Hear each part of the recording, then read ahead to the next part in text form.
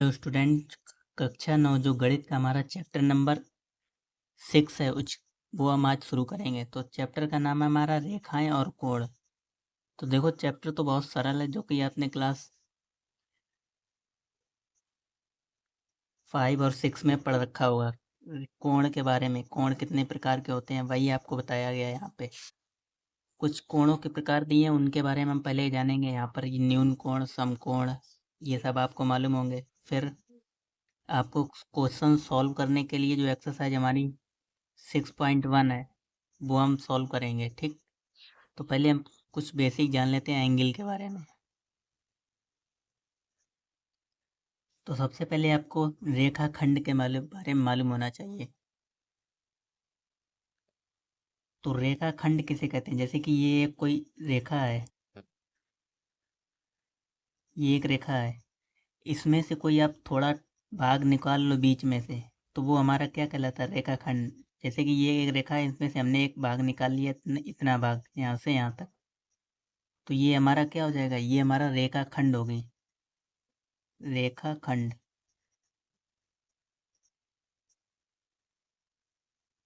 यानी रेखा के दो बिंदु होते हैं, ये एक प्रारंभिक बिंदु होता है, एक अंतिम बिंदु होता है। तो रेखा वह रेखा जिसके दो अंत बिंदु हों, दो बिंदु हों, एक प्रारंभिक एक अंत, तो वह क्या कहलाता है? रेखाखंड कहलाता है। उसके बाद आते हैं किरण पे।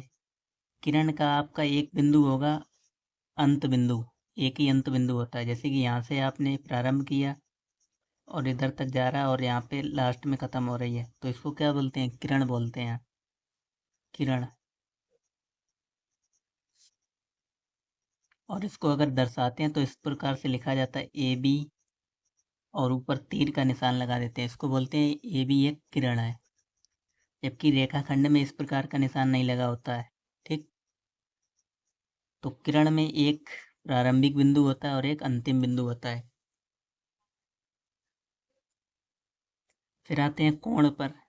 जब आप दो या दो से अधिक किरणें लो, किरणों को एक ही बिंदु से लो, जैसे कि ये एक हमारा ये एक बिंदु है, एक किरण हमने यहाँ से ले ली स्ट्रेट सीधी, और इसी बिंदु से एक किरण ऐसी ले लो आप, तो इनके बीच में जो झुकाव हो रहा है, दो रेखाओं के बीच में जो जगह छूट रही है, इसको हम क्या बोलते हैं? कोण, कोण बोलते हैं।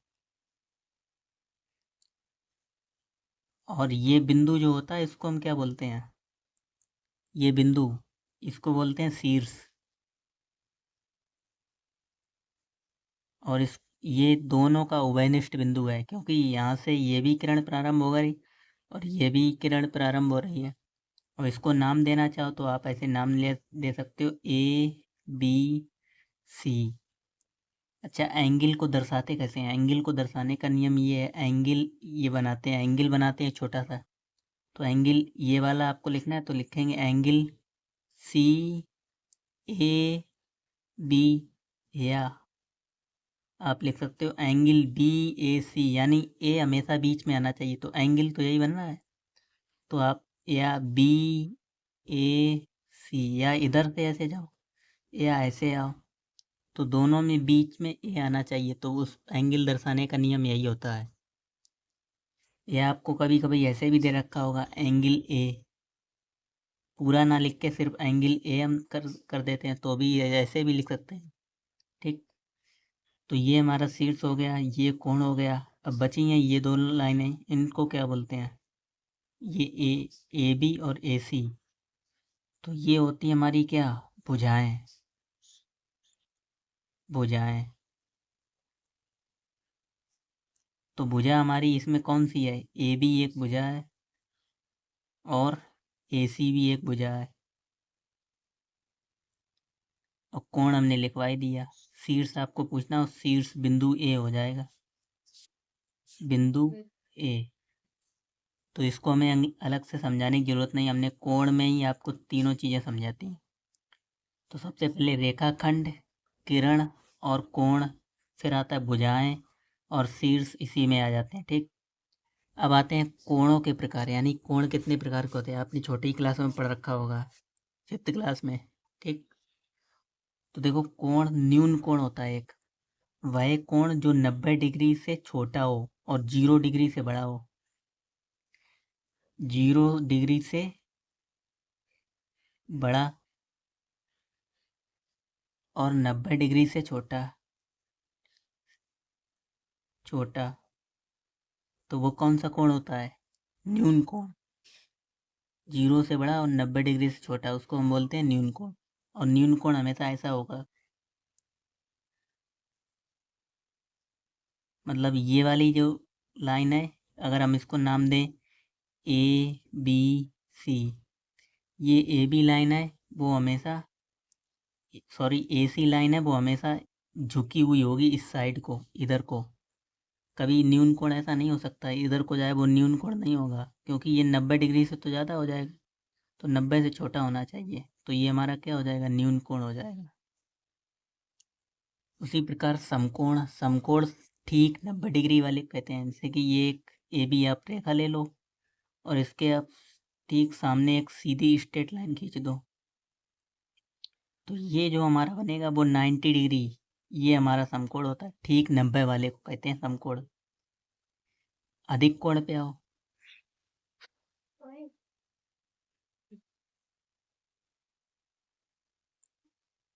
अब देखो अधिक कोण, वह कोण जो 90 डिग्री से अधिक और 180 डिग्री से कम हो, क्या कहलाता है? अधिक कोण। वह कोण, अगर आप डेफिनेशन लिखना चाहें तो आप लिख लें, वह कोण जो 90 डिग्री से तो अधिक होगा, 90 डिग्री से अधिक और 180 डिग्री से कम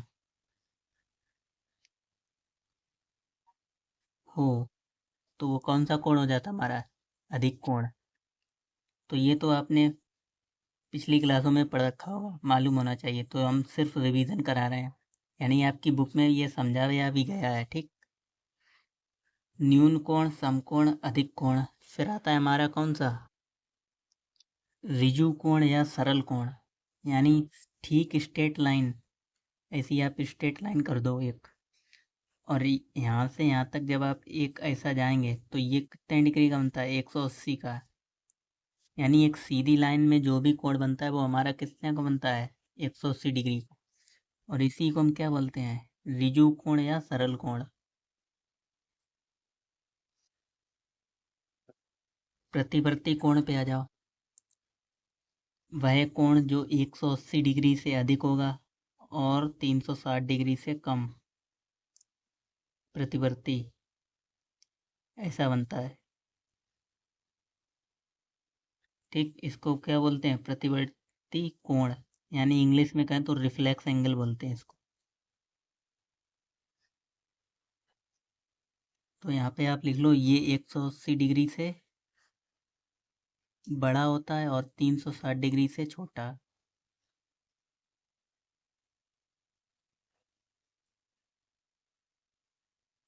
ठीक, पूरक कोण पे आ जाते हैं।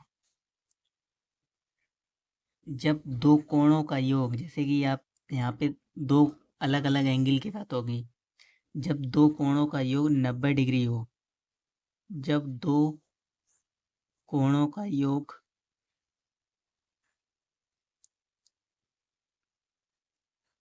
90 डिग्री हो,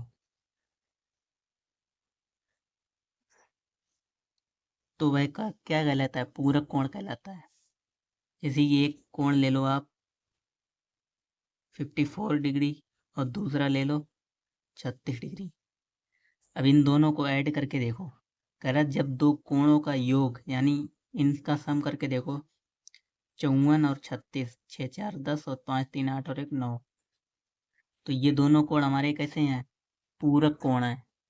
इसी प्रकार आप और ले सकते हैं, एक ले लो 30 डिग्री और एक ले लो 60 डिग्री, ये दोनों कैसे हैं? पूरक कोण। फिर आता है आपका संपूरक कोण।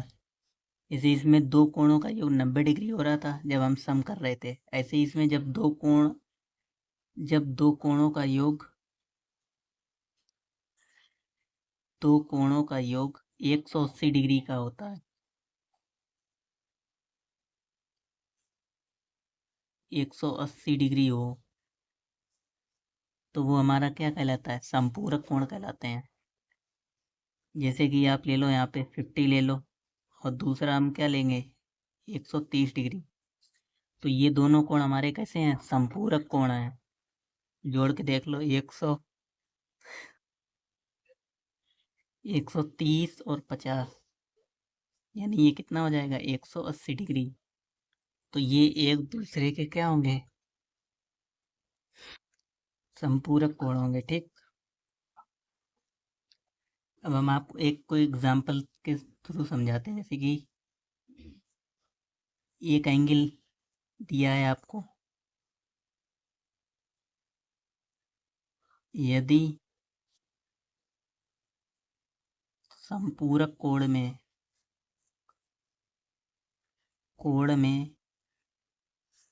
यदि संपूरक कोण में एक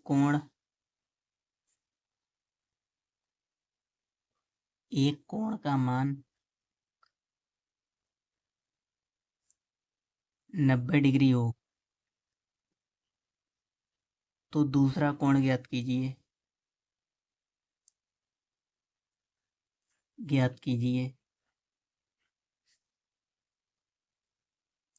देखो, हम जानते हैं संपूरक कोण, जब दो कोणों का योग कितना 180 होता है। अगर एक 90 डिग्री है तो दूसरा कितना होना चाहिए? आप घटा देंगे, क्योंकि हम जानते हैं दो संपूरक कोण का योग कितना होता है? 180 डिग्री। और एक हमें दे रखा है, तो इसमें से आप इतना घटा दो सिर्फ, तो दूसरा कोण हमें पता चल जाएगा।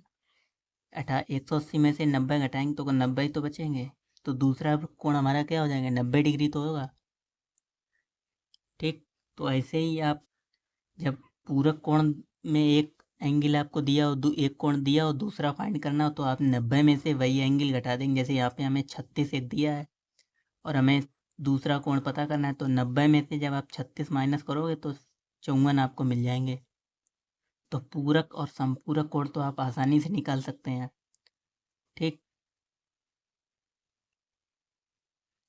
अब इसी में एक इम्पोर्टेंट टॉपिक और होता है जिसको हम बोलते हैं रैखिक युग्म। रैखिक युग्म, जैसे कि एक एंगल आपको ये दे रखा है। अच्छा, आपको ये तो पूरा एंगल मालूम है, ये कितने डिग्री का होता है? यहाँ से पूरा यहाँ तक पूरा होता है 180 डिग्री। तो इसको हम बोलते हैं क्या? रैखिक युग्म है। इसमें क्या होगा? आपको एक एंगल इधर दे रखा होगा, जैसे कि ये एंगल एक्स है और ये है वाई है, और इसको कुछ नाम दे दो, पी क्यू, ये बिंदु ओ हो गया, ये बी हो गया। तो angle P O B angle P O B बराबर कितना है? एक्स डिग्री है। ठीक, और पी ओ बी, तो ऐसे चलो ओ क्यू ओ बी, तो कोण क्यू ओ बी बराबर कितना है? 22 डिग्री है। अच्छा, टोटल कोण कितना होगा अगर इन दोनों को जोड़ें? तो angle P O B plus कोण क्यू ओ बी बराबर X degree plus Y degree. अच्छा, ये एक्स और वाई का मान हमें तो मालूम ही नहीं कितना होता है, लेकिन हमें इतना ज़रूर मालूम है कि टोटल कोण कितना होता है? 180 डिग्री होता है। तो ये टोटल कितना हो जाएगा? 180 डिग्री। लेकिन जब आपको यहाँ पे क्वेश्चन में एक एंगल दे रखा होगा इधर वाला, जैसे कि वाई आपको दे रखा है और दूसरा फाइंड करना है, तब आप कैसे फाइंड करेंगे? जैसे कि एग्जांपल के लिए आप ले लो, एक ये हमें यहाँ पे 50 डिग्री दे रखा है और यहाँ पे आपको दे रखा होगा एक्स करके। तो कहेगा दिए गए फिगर में एक्स का मान ज्ञात कीजिए। तब आप क्या करेंगे कि रैखिक युग्म से, क्या आप लिखेंगे? रैखिक युग्म से हम जानते हैं कि x प्लस 50 डिग्री बराबर होगा किसके? 180 डिग्री के। यानी इन दोनों का एंगल का मान किसके बराबर होगा, 180 डिग्री के, क्योंकि यहाँ पर हम क्या जोड़ रहे थे, x degree plus y degree, दोनों का मान कितना हो रहा था, 180 डिग्री। तो यहाँ से अगर आप घटाओगे तो x बराबर 180, 50 को उधर ले जाओ तो माइनस के हो जाएंगे, तो x बराबर 130 डिग्री, यानी हमें x का मान निकल जाएगा। तो यहाँ पे आपको कई जगह रैखिक युग्म बनाने पड़ेंगे, जिसकी मदद से आप आसानी से दूसरा एंगल फाइंड कर सकते हैं। ठीक, तो ये तो बहुत ही इम्पोर्टेंट है, आपने पिछली क्लास में शायद पढ़ा हो, तो उसकी हम नहीं कह सकते, इस क्लास के लिए आपको आगे के लिए भी इम्पोर्टेंट है।